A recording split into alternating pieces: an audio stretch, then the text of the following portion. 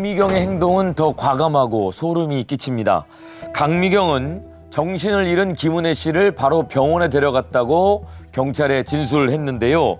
병원 접수 당시 환자 정보를 적는 칸에 김은혜 씨의 이름이 아닌 강미경 자신의 이름과 주민등록번호를 적습니다. 그렇게 김은혜 씨는 강미경이 되어서 사망을 하게 됩니다. 김은혜 씨 어떡해. 그런데요, 나중에 병원에서 확인을 해보니까요, 강미경의 주장과 다른 부분이 있었습니다.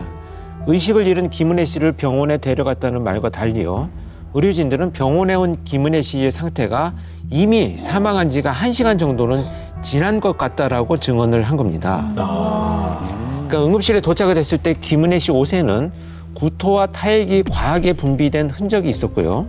심폐소생술을 받았을 때 이미 얼굴이나 손끝, 발끝 등에서 청색증이 진행이 됐고 체온이 정상인에 비해 많이 낮은 상태였다라고 진술을 했습니다.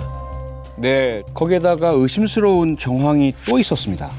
두 사람이 맥주를 마시고 있었던 장소에서 바로 가까운 곳에 병원이 있었어요. 강미경은 부산에서 오래 살았고 이 지역을 잘 알고 있기 때문에 당연히 알고 있는 병원인데요. 그런데 강미경이 김은혜 씨를 데려간 병원은요, 차로 약 10분 이상 걸리는 거리에 떨어져 있는 먼 병원을 선택했다는 겁니다. 이상하다. 근데 그 은혜 씨가 병원에 도착했을 때 사망한 지 1시간 정도 지났다고 했잖아요. 근데 차로 10분 거리라고 한 건데 그건 또 어떻게 된 거예요? 경찰의 추정은 일부러 바로 가지 않고 빙빙 돌아서 시간을 끌고서 병원에 간 것으로 추정을 하고 있습니다. 왜 그랬을까요? 아마 그냥 가도 죽을 것은 거의 명약관화한데 독극물을 먹였으니까 혹시라도 병원에 가서 위세척을 한다든지 이렇게 해서 다시 살아나게 된다면 우선 자기의 계획 보험금을 받는 거, 죽은 것으로 위장하는 거 실패하겠죠. 거기다가 김은혜 씨가 진술을 해서 자기가 오히려 검거될 가능성, 이런 것들을 전부 계산을 했기 때문에 아마도 확실하게 완전히 사망했다라고 확신을 할 때까지 계속 빙빙 돌면서 시간을 소요했던 것으로 추정이 됩니다. 진짜 무섭다. 그 사람이 생각할 그 정신은 아닌 것 같은데. 근데 어떻게 그 심근경색 때문에 죽었다고 된 거예요, 그러면? 그거 역시 이유가 있었고 계획의 일환이었습니다. 강미경은 이미 사전에 얼마 전부터 이 병원에 계속 찾아왔습니다. 그러면서 심장이 너무 아프다, 이렇게 자기가 심근경색 증상이 있다고 계속해서 호소를 해왔었고요. 진료를 받고 기록을 계속 남겨뒀습니다. 너무 치밀한데? 그래서 갑자기 응급 환자로 병원에 실려오니까 이름 딱 기록을 보고 조회를 할 거 아니겠어요. 그러면 심근경색, 그 기록들이 계속 있었기 때문에 그리고 진짜 강미경이 의료진들에게 이 사람 평상시에도 계속 가슴이 아프다고 했고요, 심장이 안 좋다고 했습니다 라고 계속 이제 의료진들에게 이야기를 한 거죠.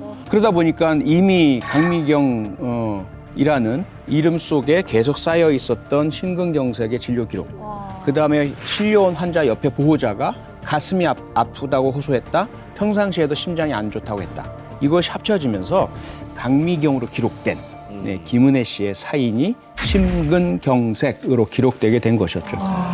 그래서 몰랐네. 너무 치밀하네요. 맞아요. 근데 병원에서 이게 사망하게 된 경우에 장례를 치르고 이러려면 가족들이 좀 와야 되지 않나요? 네, 맞습니다. 그럴 때는 어떻게 했나요? 당연하죠. 사망 진단을 하려면 보호자가 있어야 하고요. 보호자의 확인을 해야 하고 서명을 받아야 하거든요. 그래서 강미경은요, 역시 이것도 준비를 했습니다. 평상시에 폐지 줍는 할머니랑 친하게 지냈습니다. 그래서 이분께 10만 원을 드리고 부탁을 합니다.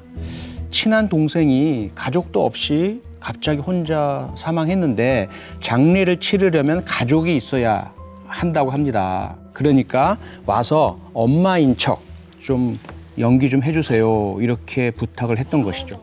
야, 이 정도가 되나 이게? 그러니까요. 아니 그럼 그 보험사에서 강미경 체포될 때 같이 왔던 노모도 그 사람인가요? 그 사람은 진짜 강미경의 친모였습니다. 그러니까 강미경은요, 김은혜 씨의 장례를 치르기 위해서 친엄마에게 친한 동생이 급사했는데 가족이 없는 불쌍한 애니까 와서 엄마라고 좀 해달라, 이런 부탁을 했던 겁니다. 우와.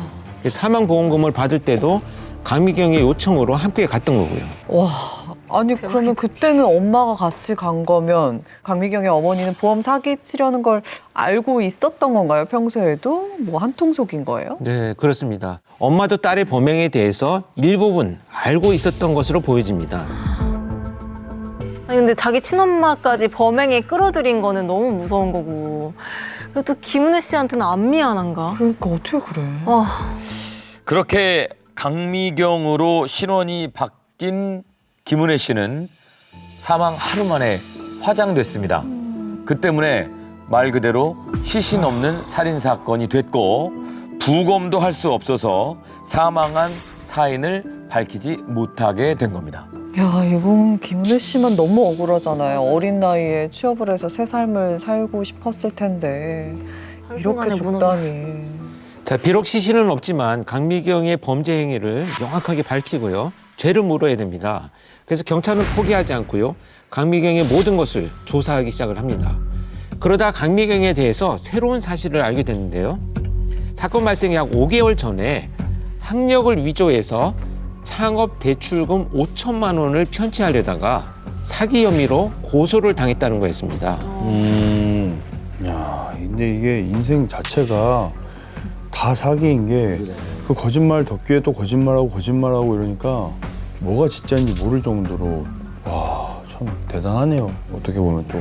네, 그런데 더 기가 막힌 사실이 하나 있습니다. 김은혜 씨가 사망한 날이자 서류상으로 강미경 본인이 사망한 날이 6월 17일이잖아요. 네. 이 6월 17일이 대출 사기로 인해서 고소당했던 사건의 재판 출석일이었습니다. 결국 해당 고소는 공소권 없음으로 종결 처리가 됐습니다.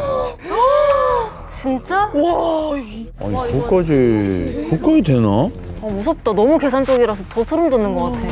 네, 서류상으로 강미경이 사망하기 전 강미경은 자신을 고소한 창업 대출금을 빌린 곳에 편지 한 통을 보냅니다. 무슨 편지? 그 편지에는 이 편지를 받아보신다면 저는 더 이상 이 세상 사람이 아닐 겁니다.